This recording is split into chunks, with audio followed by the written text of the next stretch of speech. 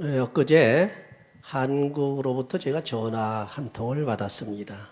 근데 하시는 말씀이 한국에 바로 자기 교회 옆에 큰 교회가 있는데 그 교회가 야단이 났습니다. 그래요.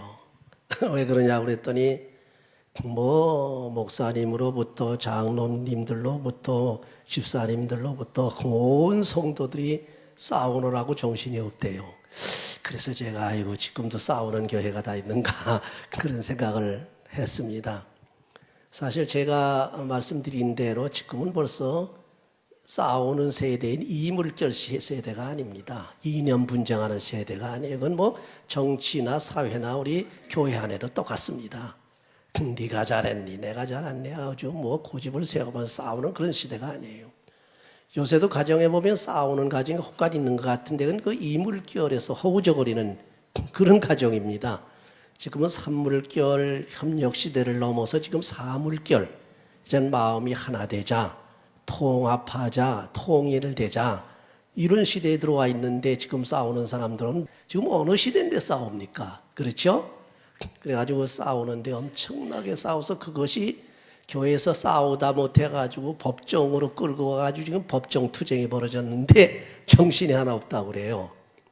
근데 그 한국에서는 한국이라고 그래서 그런 잔재가 좀 남아 있어서 그러려니 하고 미국에서는 좀 안 그렇겠지 하고 생각했더니 바로 우리 주위에는 어느 목사님 교회가 또 그렇게 싸워요. 그래가지고 그게 조금 좀 이상한 사람들이 들어와가지고서 교회를 갖다 장악하려고 그룹을 만들어가지고서 부교역자들하고 그룹을 만들어가지고 교역자하고 싸워가지고 지금 법정 소송이 벌어졌는데 지금까지 그 얘기 들어보니까 그 소송비 우선 재판도 제대로 안 했는데 소송비만 수만 불이 들어갔다고 그래요. 그래서 아이고 사람들이 지금 어느 시대인데 이렇게 싸우는가 하는 그런 생각을 해봅니다만은 그러나 그 사람들의 얘기를 들어보면 두 편에서 다 나름대로의 이유를 댑니다. 그 이유가 한결같이 뭐냐 하게 되면 하나님을 위해서, 교회를 위해서 그런 얘기예요. 하나님을 위하고 교회를 위해서 사탄의 역사들한테 내주지 아니하고 저들에게 농락되지 않기 위해서 우리가 사수하느라고 싸운다. 그런 얘기를 하거든요. 그게 참 구면으로 볼 땐 좀 그럴만도 해요. 그러나 아무리 그렇다 하더라도 성서적으로 보면은요, 그 싸우는 방식에 있어서 그 법정 투쟁이나 폭력을 행사하는 싸움은 하나님의 성경이 금하고 있거든요. 그렇죠? 절대로 못하게 되어 있습니다. 오늘 말씀의 주제가 그래서 성도들의 송사 문제야. 믿지 않는 사람들은 그저 제껴놓고 믿는 성도들이 송사 문제, 쉽게 말하면 오늘날로 말하면 소송 문제 때문에 엄청나게 혈투를 벌이는데 그럴 필요 없단 말이에요. 어떤 의미에서 결론부터 말씀을 드리면은요, 바울 사도가 아주 강력하게 얘기하고 있잖아요. 차라리 너희들이 속이지 말고 속아라 그 얘기. 차라리 너희들이 손해를 봐라 그 얘기. 그렇죠? 오늘 본문에 그런 말씀 내용이 나옵니다. 차라리 속고 손해를 봐라. 왜 그 주태를 부리고 교회에서 싸우고 성도들 교인들 간에 싸우느냐? 이거는 그 자녀로서의 본분이 아니고 하나님 앞에서도 도저히 용납할 수 없고 세상에 나가서 세상 사람들에게 하나님의 영광을 가리는 거다. 복음을 전파하는데 저 복음을 막는 것이다. 그러니 차라리 네가 당하라 그런 얘기입니다. 누가 속이면 속아라 그런 얘기입니다. 누가 손해를 끼치면 손해를 봐라.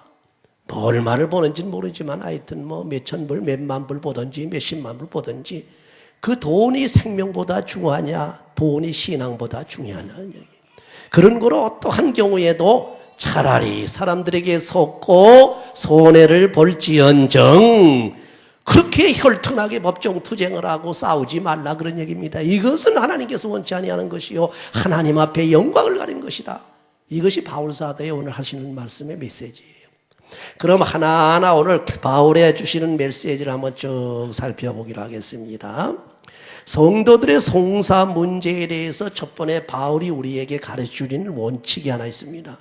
그 원리가 뭐냐면 성도의 송사는 스스로 해결하라는 거예요. 이걸 믿지 않는 사람들한테 끌고 나가지 말라 그런 얘기입니다. 여러분 정말로 된 가정은 인격적인 멤버들이 구성되어 있는 패밀리, 가족은요 절대 자기 가정 안에서 일어난 그 추태스러운 일들을 밖으로 내놓지는 않습니다. 그렇죠? 싸워도 가정 안에서 싸우고 가족끼리 싸우고 가족끼리 해결하는 거예요. 그러나 이게 인격이 되지 못한 사람들은 이거 그냥 자기 집안에서 한 일을 밖으로 그냥 오늘날 우리 한국에는 옛날 그런 속담이 있어요. 집안에서 새는 쪽박이 밖에 나가서도 샌다고 그런 얘기를 하는데 어쨌건 집안에서 싸우면 집안에서 좀 싸우더라도 싸우다가 나중에 화해하고 서로 이해하고 그리고서 서로 해결하라. 그것이 바울의 원칙입니다. 그러니까 성도들도 성도들끼리 싸우는 것은 절대로 용납할 수 없다는 겁니다. 왜 그러냐? 성도들은 세상 사람하고 다릅니다. 그렇죠? 뭐가 다릅니까? 벌써 신분부터 달라요. 신분이 뭡니까? 세상 사람들과 달리 우리는 누구의 자녀입니까? 하나님의 자녀요. 하나님의 자녀는 무엇으로 된 거예요? 믿음으로 됐단 말이죠. 그 믿음으로 해결하라는 겁니다. 하나님의 자녀끼리 왜 싸우느냐? 여러분 지금 말씀드린 대로 가족에서 서로 식구끼리 왜 싸우냐 말이에요. 형제자매가 왜 싸우냐 이거예요. 심지어 요새 보니까 한국에는요. 어떻게 된 세상인지 그래서 욕들을 많이 합디다. 한국의 IT 산업이 발전되고 말이죠. 그 경제적으로 아주 축복을 받아가지고 그것도 하나님 축복 때문에 그렇게 됐지요. 그렇죠? 여러분 잘 사는 나라 치고서 복음이 안 들어간 나라가 없습니다. 그렇죠? 기독교를 받아들이고 기독교로 인해서 자본주의 사상을 받아들이고 민주주의 사상 받아들이는 나라가 부자지 공산주의 하는 나라는 전부 가난뱅이에요. 지금 그거 다 없어져 버리고. 그저께인가 제가 딜러에 좀 갔더랬어요. 차 때문에 이제 딜러에 가가지고 누굴 만났나 그러면 월남 사람인데 자기가 미국에 온 지가 37년인가 그랬대. 6년인가 7년. 그럼 어떻게 왔느냐? 레피지냐? 그랬더니만 그렇대요. 그럼 그전엔 뭐 했느냐? 그전에는 자기가 US 아미에 들어가가지고 월남전에도 참전하고 걸프전에도 참전하고 그렇게 전쟁에 다 참전했대요. 그러면서 자기 나라를 쭉 얘기하는데 통하죠. 공산주의 해가지고 아주 빌어먹게 됐다는 거고 호지민 그 친구 때문에 나라가 아주 형편없이 됐다는 거고 그래서 지금은 이제 민주주의 자본 캐피탈리즘이라고 자꾸 사용하더라 이 양반. 캐피탈리즘은 자본주의거든. 자본주의 미국의 자본주의 민주주의가 들어오면서 지금 이제 융성하기 시작한다는 거예요. 이 공산주의가 이걸 완전히 사람 죽이는 거래. 북한 얘기까지 다 하고 이 양반 대단하더라고. 그러면서 자기 얘기를 한 자기는 못하는 운동이 없대. 중국의 쿵우도 하지요. 한국의 태권도 합기도도 하지요. 일본의 가라데도 하지요. 못하는 게 없더라고. 그러면서 자랑을 하더라고. 그 양반이. 그러면서 하는 얘기, 이 기독교 때문에 부자가 됐거든요. 중국 왜 저렇게 경제가 발전됐습니까? 그전 공산당 할 때는 중국에 못 살았습니다. 형편없어요. 지금 세계적으로 돈이 제일 많다고 막 뻐기는 건 뭡니까? 미국의 자본주의 들어갔잖아요. 시장경제 들어갔잖아요. 그것뿐입니까? 그 밑바닥에 흐르고 있는 기독교가 있는 겁니다. 기독교 교인들이 세계에서 제일 많아요. 그렇죠? 얼마인지 압니까? 1억 3천만이에요. 우리나라 인구의 3배나 돼 3배. 우리나라 4,700만이라는 거의 3배가 기독교인들입니다. 그들의 부르짖음과 지하에서 하나님 앞에 호소하는 기도를 왜 안 들어주시겠느냐 이거예요. 그들로 인해서 축복받는 걸 모르고 있단 말이에요. 이제 중국 공산당도 멀지 않습니다. 때가 되면 이제 다 민주화돼서 이제 중국에서 세계에 제일 많이 선교사를 파송하는 나라가 될 줄도 몰라요. 어느 일본 선교사가 저한테 그런 얘기를 해요. 이제 얼마 안 남은 이제 앞으로 가게 되면 중국 선교사들이 세계에서 제일 많을 거래. 미국 선교사들이 지금 한 6, 7만 명 되거든요. 제일 많습니다. 한국 선교사들이 두 번째인데 지금 아마 17,000 정도 된다고 그래요. 근데 중국 선교사가 나중에 얼마 되느냐? 2천만 명 될 거라고 그래. 2천만 명. 어떻게 되는 겁니까? 도대체 우리나라 인구 절반이 다 선교사가 될 거. 이렇게까지 예측을 하고 내다보는 선교사님들도 계시더라고요. 보세요. 중국의 파워라고 하는 건 뭐 공산당 파워가 아닙니다. 자본주의 파워도 아니에요. 그 밑에 흐르고 있는 지하에서 하나님 앞에 부르짖으며 지금도 통곡하고 자기 나라를 구원해달라고 아주 하나님께 간절히 간구하는 성도들이 깔려있단 말이에요. 할렐루야. 그 파워가 세계 마지막 선교에 아마 하나님께서 쓰실 줄 몰라요. 쓰실 줄도 몰라요. 그렇게도 보고 있는데, 자, 그렇습니다. 그러니까 이제 그러니 한국은 이렇게 부자예요. 하나님께서 이렇게 축복을 해주셨기 때문에 부자거든. 기독교 때문에 그렇게 됐단 말이죠. 그러니까 한국 교회도 그렇게 대해서 큰 축복을 받아가지고 있는데 한때는 굉장히 싸웠습니다. 엄청나게 싸웠어요. 그러나 점차 성숙해가면서 지금 한국 교회가 싸우는 교회가 그렇게 별로가 없어졌어요. 근데 이 교회의 소식 들어보니까 싸우죠. 여기서 소식 들어보니까 싸우지요. 왜 싸우냐 이거지. 같은 집안 싸움에서는 안 된다는 얘기입니다. 하나님의 자녀들이라. 김씨의 가족들이 집안에서 서로 물고 뜯고 싸워보세요. 그 주태 아닙니까? 재벌의 그 형제들이 서로 죽이려고 싸우는 거 여러분 아시잖아요. 여러분 지금 한국의 재벌들은 형제 싸움, 형제의 난이라고 그래서 어떤 그룹은 어떤 재벌은 그야말로 신문에 대문자 같이 나가지고 그 누가 그 맏형인가 누가 죽고 그랬죠. 자살하고 그랬잖아요. 그렇죠? 참 답답한 얘기입니다. 하물며 교회 안에서 하나님의 자녀들이 왜 싸우느냐? 싸우지 말라 그런 얘기입니다. 같은 하나님의 자녀이기 때문에 물질 가지고 해결하려고 그러지 말라. 또 인간적인 생각 가지고 해결하지 말라. 믿음으로 해결하라. 믿음으로 해결하라. 여러분 왜 싸우는지 압니까? 싸우는 이유는 우리 한국 속담에 싸움이 벌어지는 이유를 아주 쉽게 속되게 표현한 게 있어요. 손뼉도 마주쳐야 소리가 난다고 그러지요. 한 군데서 희생하면 싸움이 안 벌어집니다. 그렇죠? 뭐 그냥 백기 드는 게 아니에요. 그리스도의 심정으로 십자가에 달리는 거예요. 전혀 다릅니다. 세상 사람들이 희생하는 거하고 그리스도인이 희생하는 거예요. 세상 사람들의 희생은 어쩔 수 없이 희생하는 게 돈에 욕심이 잔뜩 있는데 힘이 모자라서. 그렇죠? 자기 어떻게 할 도리가 없어서 지는 거예요. 한쪽이 지는 겁니다. 그러나 우리 기독교인들이 희생하는 건 뭡니까? 지는 게 아니야.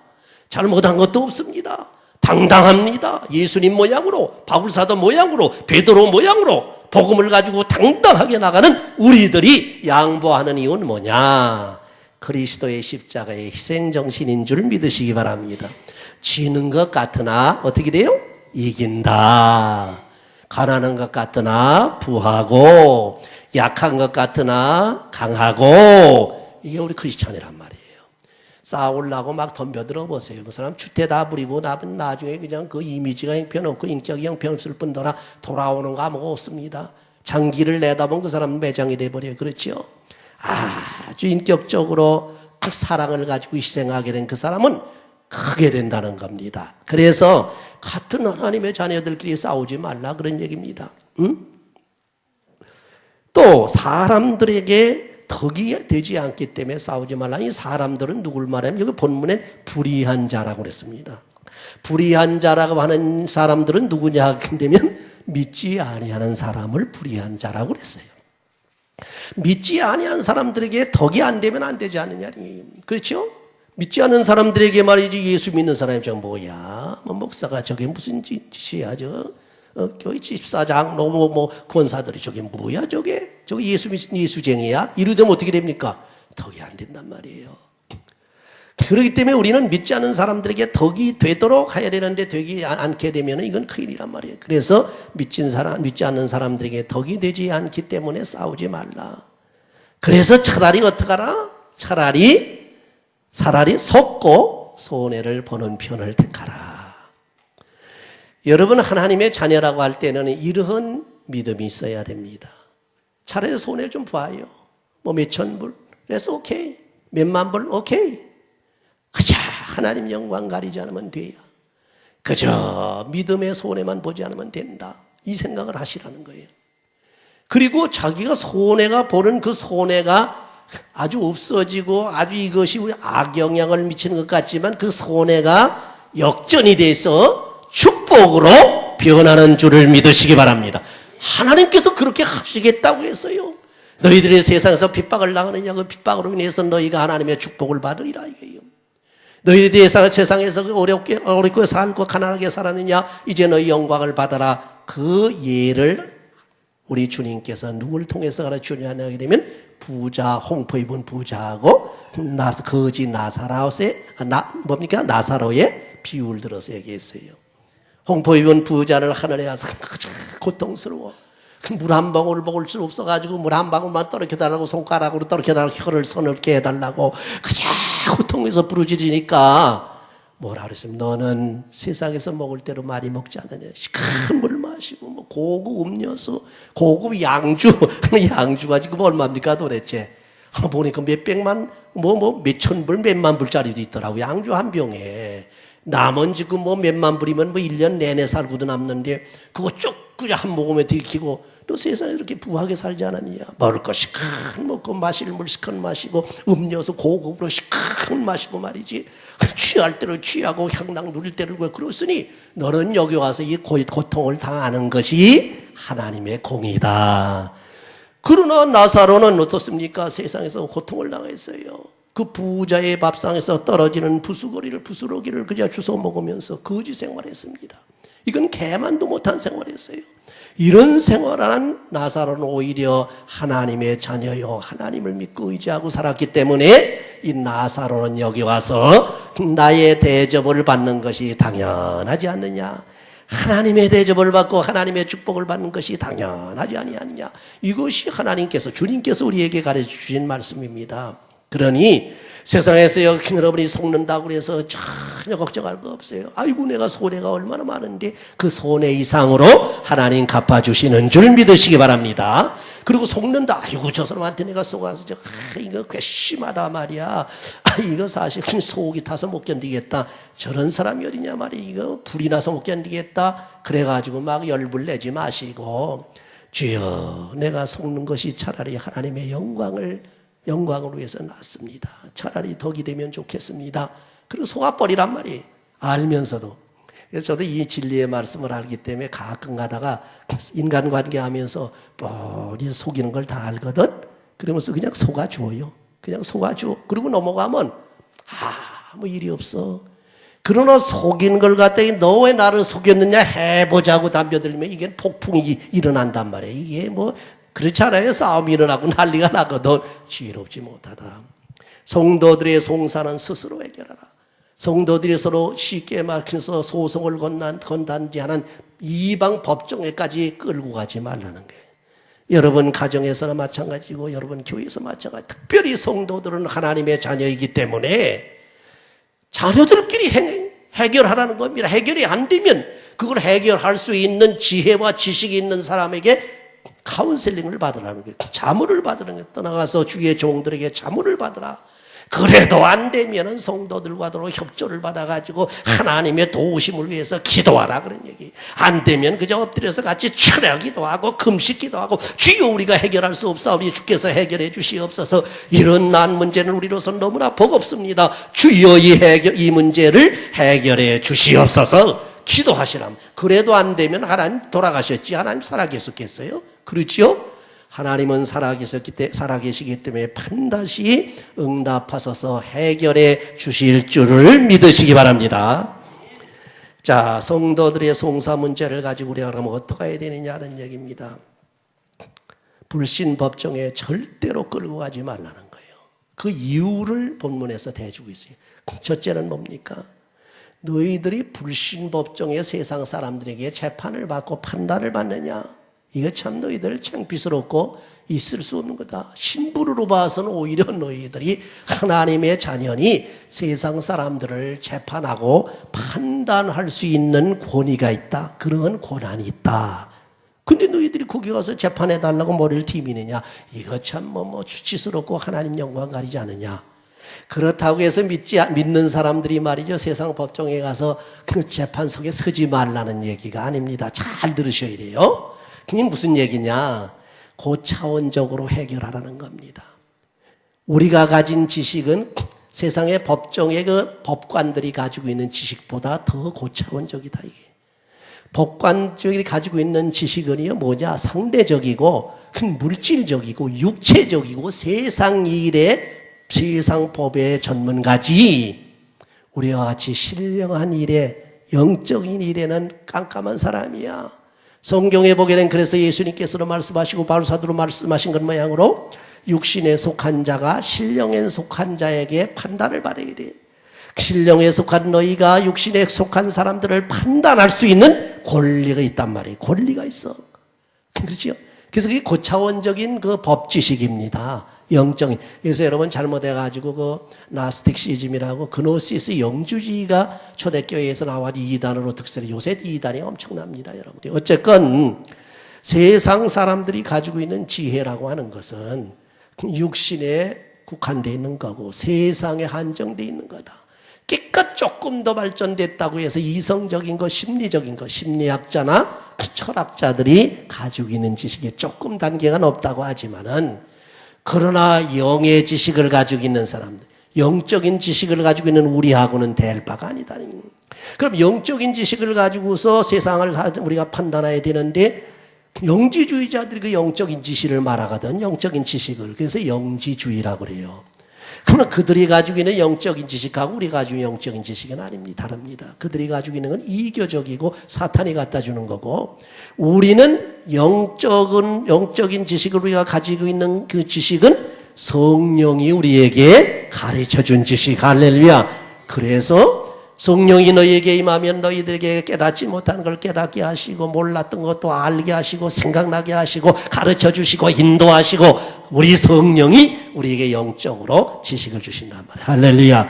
그 지식을 말하는 거예요. 그 지식을 가지고 있는 너희들이 어찌해서 세상 사람들이 가서 재판을 받으려고 그러냐 이거야.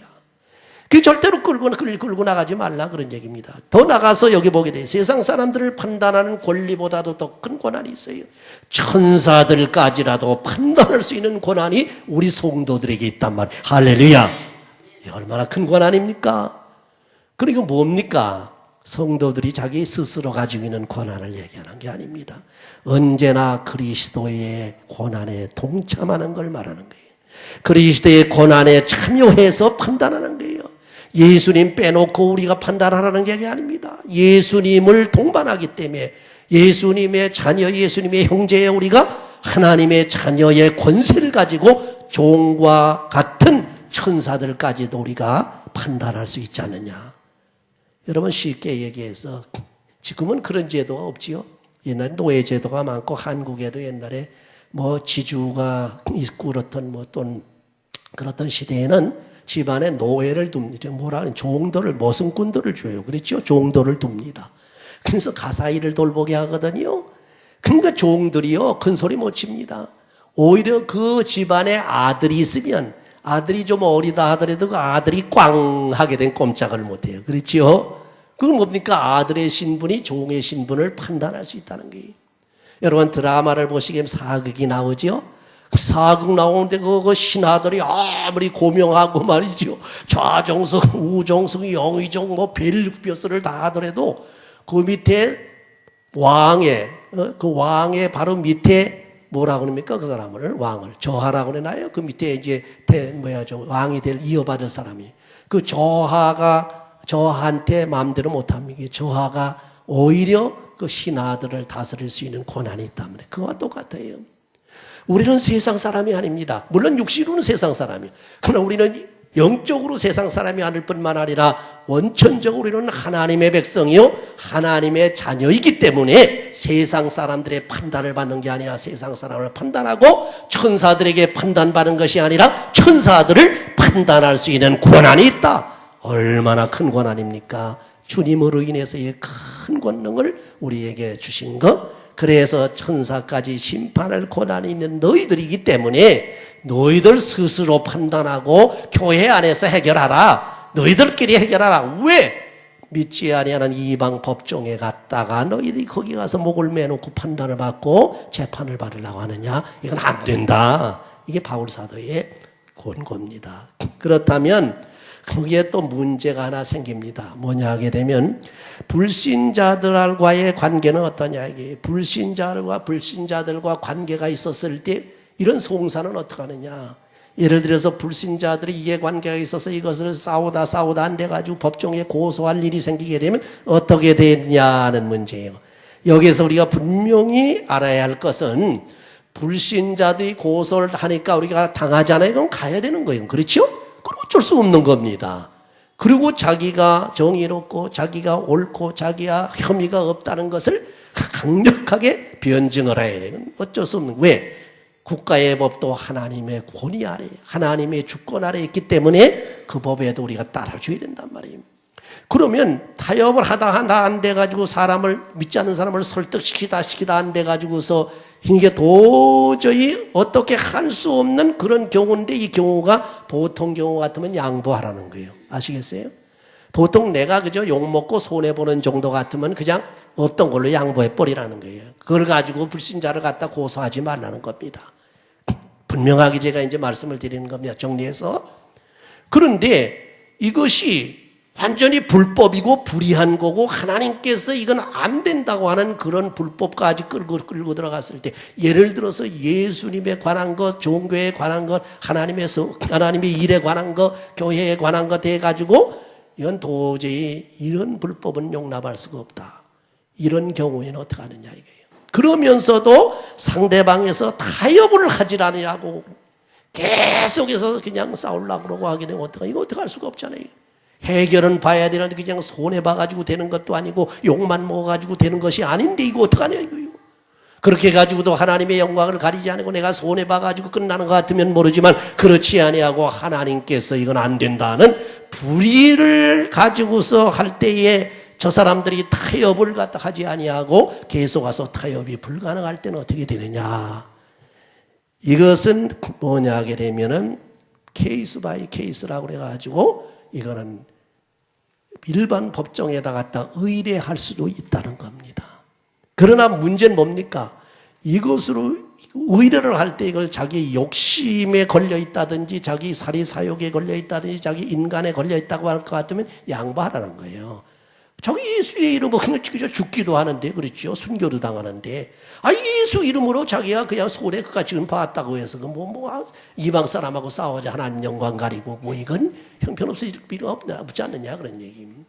그런 게 아닐 경우에 분명히 해결은 하긴 해야 되는데, 이방 사람, 이 불신자가 도대체 타협을 안 해.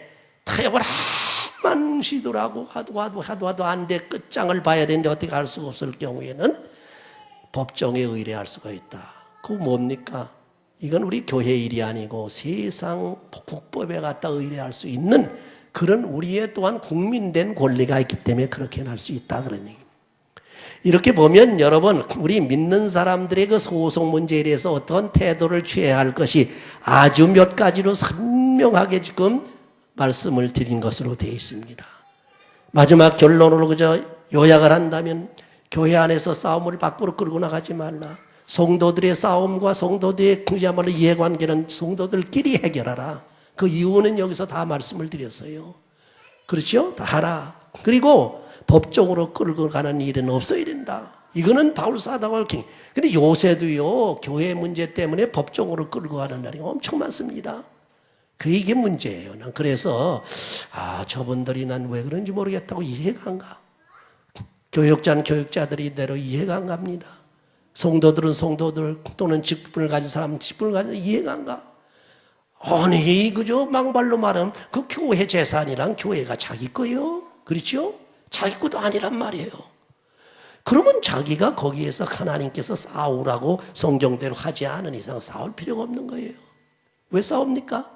손해보고. 그러니까 자기 것이 있어가지고 세상 생각으로 욕심이 있어가지고 그거에다 목을 맨다고 그러면 세상적으로 이해가 될런지는 모르지만 교회 일은 자기와 상관이 하나 없습니다. 아무 상관이 자기 것 하나도 없어요. 전부 하나님 것이고 공공기관에 속해 있는 거지 자기 어디 있어요.